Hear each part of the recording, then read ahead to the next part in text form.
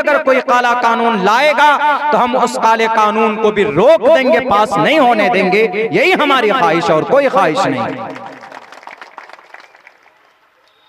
मेरे भाइयों, मेरे साथियों, दूसरी बात, हम सीमांचल में बसते हैं। अभी हमारा बहुत सारा बच्चा कहां गया हुआ है? डीएलएड का एग्जाम के लिए भोपाल गया हुआ है। भोपाल, यहां से भोपाल तकरीबन 2200 किलोमीटर दूर है, ज्यादा ही। मैं गया हूं उस शहर में, मध्य प्रदेश गया हूं। मैं जाता हूं तकरीबन साल में 10 मरतबा मेरा जाना होता। मैं भोपाल गया हूं। हमारे बच्चे अररिया से कहां गए डीएलएड का एग्जाम देने? डीएलएड की ट्रेनिंग कहां कर रहे हैं? भोपाल में। ये सीमांचल में एक भी ट्रेनिंग कॉलेज नहीं है, न डीएलएड न बीएड। चारों जिलों में किशनगंज, पूर्णिया, अररिया, कटिहार नहीं है। तो ये नेता क्या करता है? ये नेता नहीं है, ये बुज़दिल है, बुज़दिल। ये कह सकता है कि हमारे बच्चे क्या पढ़ने में कुंद होते हैं? वो होते हैं। अरे हमारे अररिया डिस्ट्रिक्ट के अंदर ऐसे ऐसे महान हैं जो आईजी डीआईजी पोस्ट से रिटायर हो गए।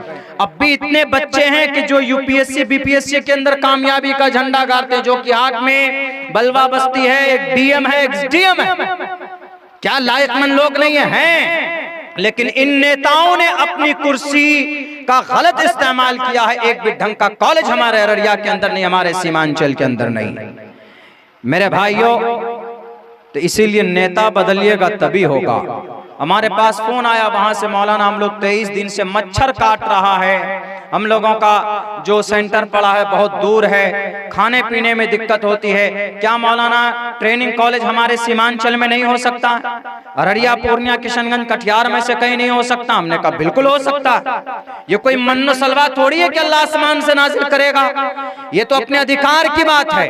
अगर आप अक्लमंद हैं, अगर आपको तालीम से प्यार और मोहब्बत है, कौम और समाज के बच्चों को तालीम के मैदान में अगर आप कुछ देना चाहते हैं, तो आज तक बड़े पुराने नेता हमारे अररिया जिला में पैदा हुए, लेकिन आज तक किसी ने बीएड और डीएलएड कॉलेज बनाने का काम नहीं किया, क्योंकि उन्होंने कौम की फिक्र की ही नहीं। इसीलिए आपसे वादा हम करते हैं, आप इस पार्टी को मजबूत कीजिए।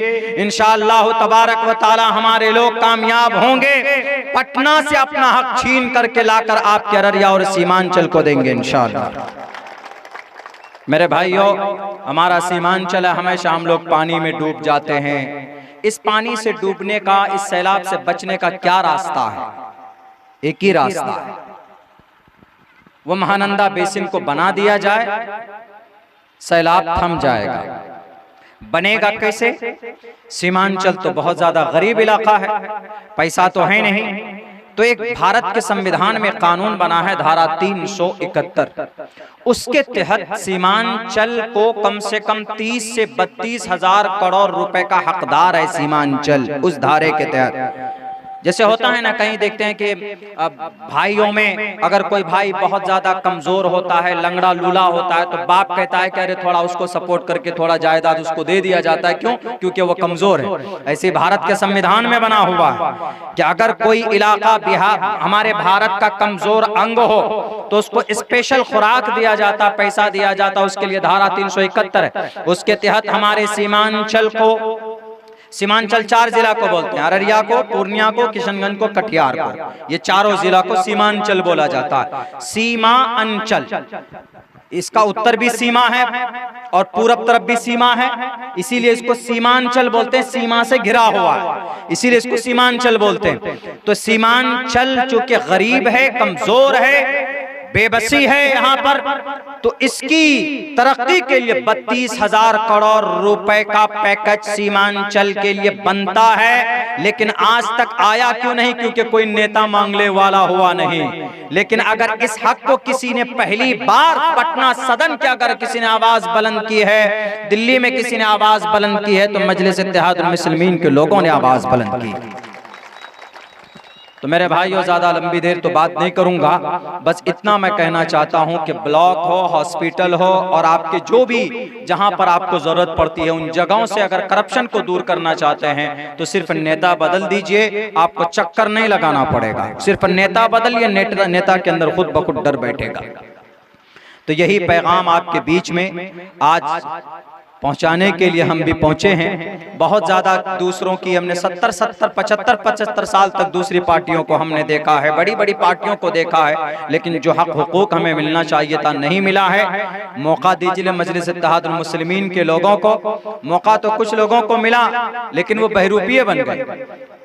मेरी जगह पर हमने कुर्बानी दी, मेरा सब कुछ रेडी तैयार, चालान कटा हुआ, अगले दिन हमको सैंपल लेके सिर्फ नॉमिनेशन फाइल करना। राशिद भाई गवाह हैं इस बात के। राशिद भाई ने अपने किसी आदमी को भेजा था कि जाइए मौलाना का चालान कटवाइए, राशिद भाई भी मौजूद हैं। यानी इतनी बड़ी कुर्बानी कोई दे सकता, कोई और नेता होता तो सर फाड़ देता कि नहीं मेरे नाम का सब कुछ है, मैं लड़ूंगा। लेकिन हमको पार्टी की तरफ से कहा गया कि मौलाना पार्टी के हक में जो बेहतर होगा, लोगों के हक में जो बेहतर होगा, हम लोग वो फैसला ले रहे हैं। हमने कहा कि पार्टी और आवाम की भलाई सर आंखों पर है, मुझे अगर इस तरह की 10 मरतबा कुर्बानी देनी पड़े तो दूंगा, लेकिन हम यहाँ के लोगों को कभी भी नाकाम नहीं होने देंगे। हमने कुर्बानी पेश की, मेहनत करके जिताया भी, जीते भी लोग, लेकिन कुछ पैसों में लोगों ने अपने ईमान व आस्था का अकीदा सौदा कर लिया, चले गए। लेकिन इस बार वादा करते हैं, आप मौका दीजिए। तीसरे नंबर पर तो पहुंचाए थे आप भाई राशिद को, इस बार बनकर के आएंगे तो तीसरे नंबर पर नहीं, इंशाअल्लाह हम लोग कोशिश अगर करेंगे, अरे हमेशा से देखा है, इस बार हम राशिद भाई को नंबर 1 पर लाने की कोशिश करेंगे तो इंशाअल्लाह बेहतर होगा, भला होगा। और मेरे भाइयों, दूसरा सबसे बड़ा ऐलान ये करता हूं आप लोगों के सामने, अभी 29 जून को हमारी तंजीम, मिल्ली तंजीम अमारत शरिया बिहार, उड़ीसा, झारखंड, उसकी एक बहुत बड़ी दस्तूर बचाओ और दीन बचाओ, वक्फ बचाओ के ताल्लुक से कॉन्फ्रेंस हो रही है।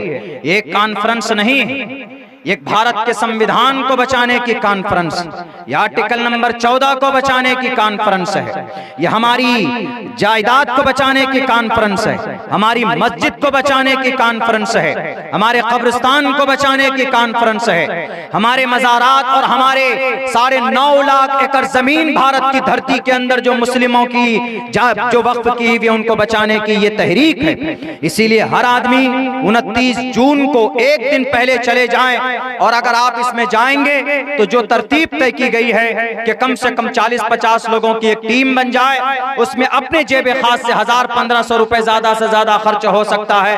आप जाएं और इस तहरीक को और इस कॉन्फ्रेंस को वहां पर कामयाब कीजिए। पटना गांधी मैदान के अंदर इसी महीने की 29 जून को आपको पहुंचना। इंशाअल्लाह हम लोग अपनी मस्जिद को बचाने के लिए पहुंचेंगे, इंशाअल्लाह हम लोग अपनी कब्रिस्तान को पहुंचाने के लिए जाएंगे। और ये क्यों जरूरी है, पता है क्यों जरूरी? इसीलिए ये जरूरी है, ये जो कानून बना है, ये देश का वजीर दाखिला नहीं मालूम कौन से स्कूल में पढ़ा, भारत के अंदर जब 32 वक्फ बोर्ड है तो हर एक वक्फ बोर्ड के अंदर में आप तरमीम कीजिए, लेकिन सिर्फ मुस्लिम वक्फ बोर्ड के अंदर आपने तरमीम करने की कोशिश की है तो गोया कि आपने आर्टिकल नंबर 14 और 15 को तोड़ने की कोशिश की और भारत का संविधान टूट जाए। मिस्टर अमित शाह साहब, भारतवासी कभी बर्दाश्त नहीं करेगा। भारत का आपकी कुर्सी 5 साल के लिए है, लेकिन भारत का संविधान हमेशा के लिए। भारत का कौन सा मजहब है? हिंदुस्तान का मजहब न हिंदू है न मुसलमान है, बल्कि भारत का मजहब भारत का संविधान है। और इस संविधान को अगर आप बदलने की कोशिश करोगे तो यहाँ का बच्चा भी आपसे सवाल करेगा और आपको जवाब देना पड़ेगा। इसीलिए देश के संविधान को बचाने के लिए हमें 29 जून को पटना पहुंचना है, इंशाअल्लाह पहुंचेंगे। अल्लाह आपके जाने को और आपकी हिम्मत और हौसले को सलामत रखे। बहुत बहुत शुक्रिया, जज़ाकल्लाह। अस्सलामु अलैकुम व रहमतुल्लाहि व बरकातहू।